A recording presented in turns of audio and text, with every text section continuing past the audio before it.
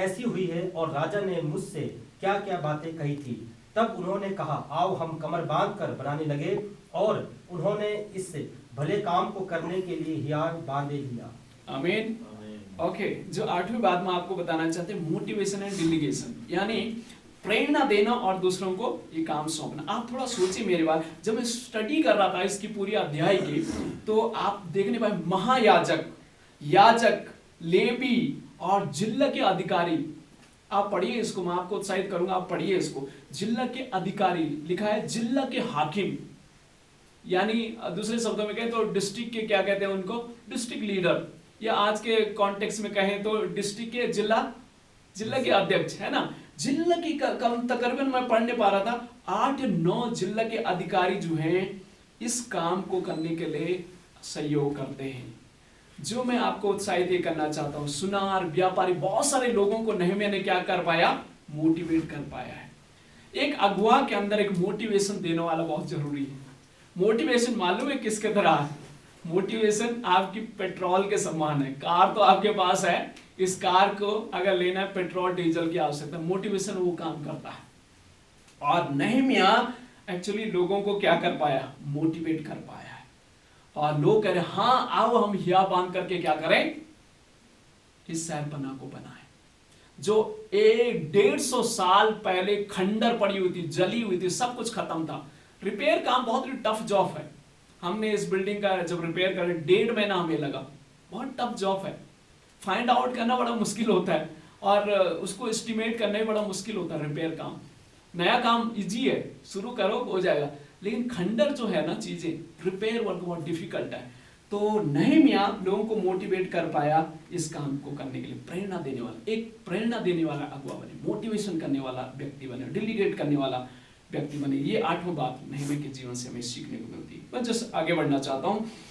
वचन 2 अध्याय उसका 9 से 20 तक आप पढ़ेंगे, जस्ट 20 वचन आपके लिए पढ़ना। तब मैंने उनको उत्तर देकर उनसे कहा, स्वर्ग का परमेश्वर हमारा काम सफल करेगा, इसलिए हम उसके दास कमर बांध करके बनाएंगे, परंतु यरूशलेम में तुम्हारा ना तो कोई भाग है, न कोई हक है, न स्मारक रहेगा। जब आप 9 वचन पढ़ेंगे तो एक्चुअली वहां था होरोनी, संबलत और तोबिया, ये कर्मचारी थे। और अब अभी तक हमने 8 बातें तो सीखी नहम्याह की, एक चलो उन्होंने इनिशिएटिव लिया, सब चीजें अच्छा चल रहा है। 9 बात जो हमें सीखने को मिलती है वह रिसिस्टिंग अपोजिशन, यानी विरोध का वो सामना करना शुरू कर देता है। जब आप भले काम करेंगे, याद रखना भले काम आप करेंगे उसका विरोध भी होगा। और यहां पर नहम्याह को विरोध का सामना करना पड़ा।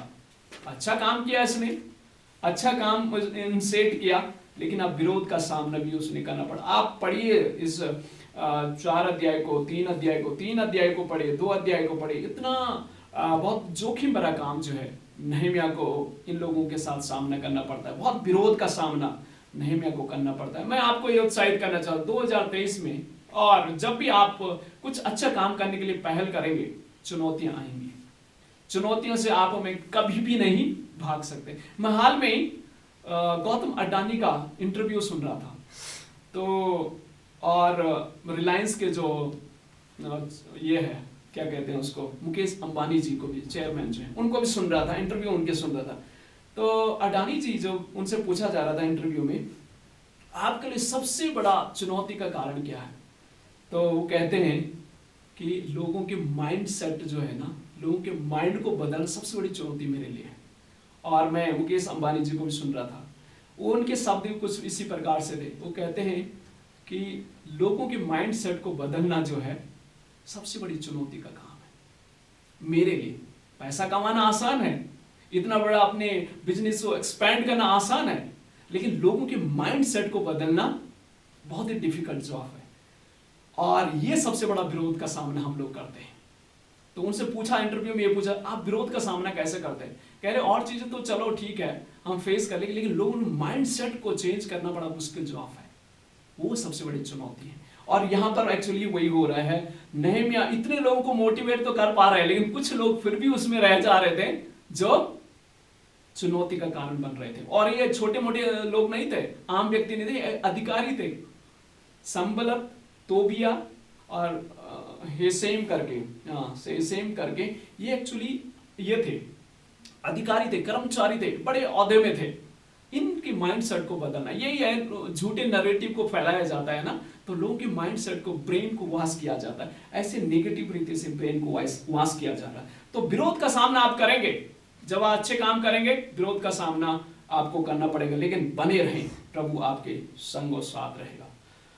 तो यही मैं आपको शायद नहमी के जीवन से करना चाहता हूँ। जस्ट मैं आगे बढ़ना चाहता हूँ, वचन 4 अध्याय उसका 6 वचन जिस मैं आपके लिए पढ़ना चाहता हूँ। 4 अध्याय उसका 6 वचन। हम लोगों ने शहरपना को बनाया और सारी शहरपना आधी ऊंचाई तक जुड़ गई, क्योंकि लोगों का मन उस काम में मित लगा रहा। आमीन। चुनौतियां थी, मुश्किलें थे। जब आप 3 अध्याय को पूरा पढ़ेंगे तो आप सरप्राइज हो जाएंगे कि सिस्टम देखे किसका, नहम्याह का, किस तरह से सुने बना। याजक, महायाजक वहां पर काम कर रहे हैं, याजक वहां पर काम, लेवियां काम कर रहे हैं, तमाम अधिकारी लोग काम कर रहे हैं, जिले के 9 जिला अधिकारी काम कर रहे हैं। मैं सोच कितना ब्रिलियंट बंदा था। इसको मालूम है कि सुनील यहाँ के जिला अधिकारी हैं, उनके पास जाओ और उनको मोटिवेट करो। वो कहता है ठीक है, ये गवर्नमेंट का ये बजट है, मैं लगा देता हूँ बाउंड्री में।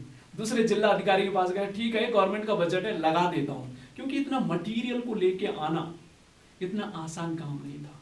ये जिले जो पॉलिटिकल लीडर्स उस समय थे, उनको इन्फ्लुएंस में लेकर के उनसे काम निकाला इन्होंने।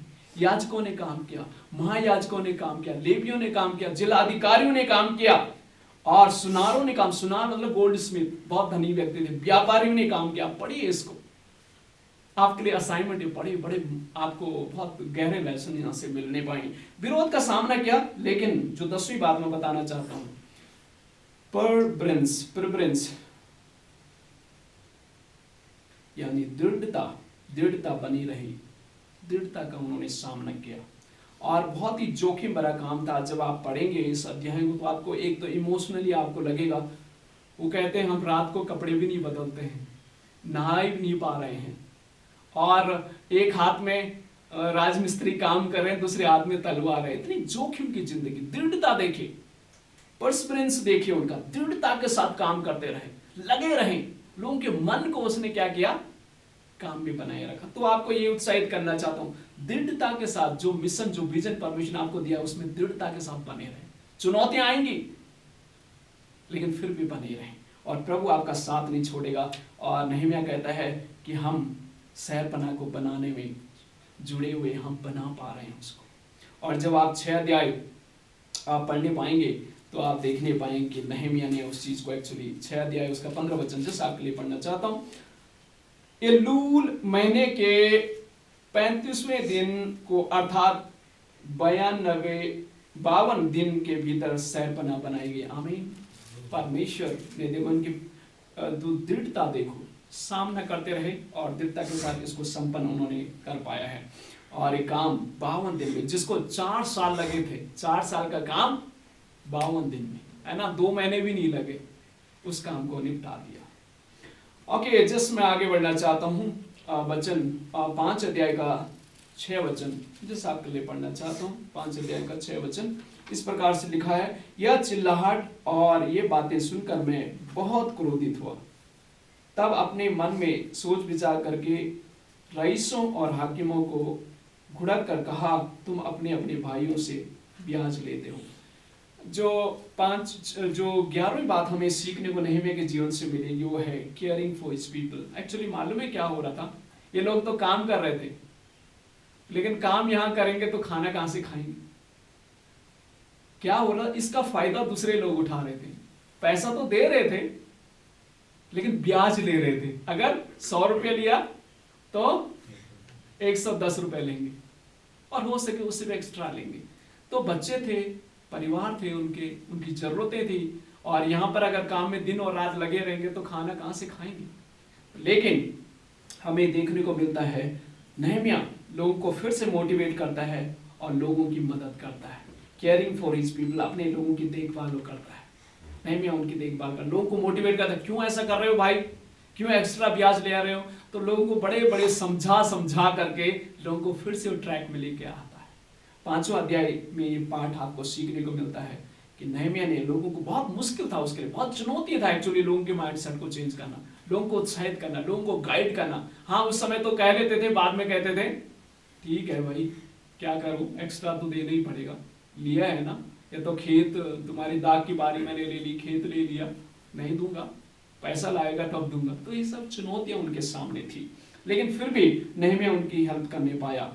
और जो लास्ट अंतिम बात कहकर मैं जस्ट समाप्त करना चाहता हूँ, वो हमें 8 अध्याय के 8 वचन में देखने को मिलेगा। जस्ट मैं आपके लिए पढ़ देता हूँ।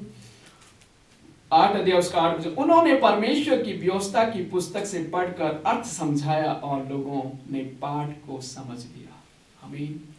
जो लास्ट अंतिम बात आपको 12वीं बात बताना चाहता हूँ वो है keeping the Lord and his word in centre. परमेश्वर और उसके वचन को केंद्र में रखना। नहम्याह ने परमेश्वर के वचन को क्या रखा? केंद्र में रखा, सेंटर में रखा। और एजरा उसकी मदद करने पा रहा था कि परमेश्वर को मद्देनजर रखते। नहम्याह ये नहीं कह रहा कि मैंने ये सब करने पाया, मैं तुम्हारा लीडर हूं, नहीं, उसने सेंटर किसको रखा? परमेश्वर के वचन को। आज कलीसिया में मालूम है क्या हो रहा है? पादरी सेंटर में आ गया है ना, क्राइस्ट सेंटर में नहीं है, बाइबल भी सेंटर में नहीं है, पादरी सेंटर में।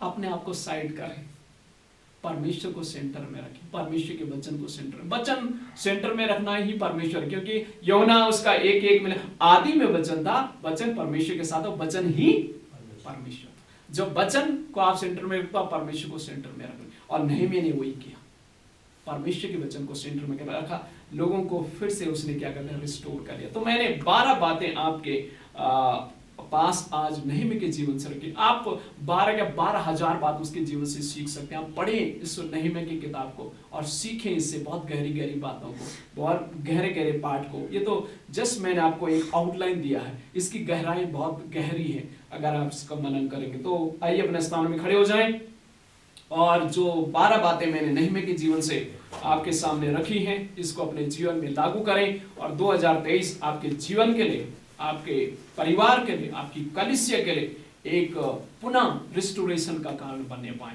जो सैरपना टूटी है, जो जली हुई है, जो फाटक खंडर हैं, परमेश्वर उसको फिर से आपके द्वारा स्थापित करना चाहता है। परमेश्वर फिर से आपके द्वारा उसको स्थापित करना चाहता है। पहली बात, अपना दिल उनकी मदद करने के लिए रखें। दूसरी बात, परमेश्वर पर निर्भर रहें। तीसरी बात, साहसी रहें। चौथी बात, सेवा करने की इच्छा रखें। पांचवी बात, दर्शन देखने वाला व्यक्ति बने। और छठी बात, पहल करने वाला व्यक्ति बने। सातवीं बात, अच्छी प्लानिंग वाला व्यक्ति बने। और आठवीं बात, मोटिवेट करने वाले व्यक्ति बने और जिम्मेवारी को दूसरों को सौंपने वाला व्यक्ति बने। नौवीं बात, रेसिस्टिंग द अपोजिशन, विरोध का सामना करें। विरोध से भागे नहीं, लेकिन उसका सामना करें। और दृढ़ता से परसिवरेंस रखें, दृढ़ता के साथ बने रहें। दूसरों की मदद करें, दूसरों को सही गाइडेंस करने वाले लोग बने। और साथ ही परमेश्वर के वचन को केंद्र में रखें। अगर करेंगे, इम्पॉसिबल काम, जो 4 वर्ष जिस काम को बनाने में लगा, वो 52 दिन में हो पाया। Impossible work can be done by the grace of the Lord. परमेश्वर के द्वारा ये सब संपन्न आप करने पाए। आइए परमेश्वर का धन्यवाद करें। और मैं चाहता हूं कि हमारे बीच में फादर सुरेश पाल जो है प्रार्थना में अगुवाई करें, सुने हुए वचन के आधार पर। खुदावन आपका धन्यवाद, आपका शुक्र, आपकी तारीफ, आपकी महिमा, आपकी बड़ाई करते हैं प्रभु। सर्वप्रथम 2023 वर्ष के लिए प्रभु जो आपने हमारे जीवन के अंदर दिया, जो जनों के साथ परमेश्वर साल की शुरुआत की है पिता, अलग अलग चर्चों में, अलग अलग कलीसियों में प्रभु, आसमानों के द्वारा खुदावन। और आज प्रभु एक सुनहरा अवसर आपने हमारे जीवन के अंदर पहली मीटिंग का प्रभु 2023 का सोनम मैसेज में दिया कि खुदावन हम इकट्ठे होकर तेरी महिमा करें, तेरी बड़ाई करें।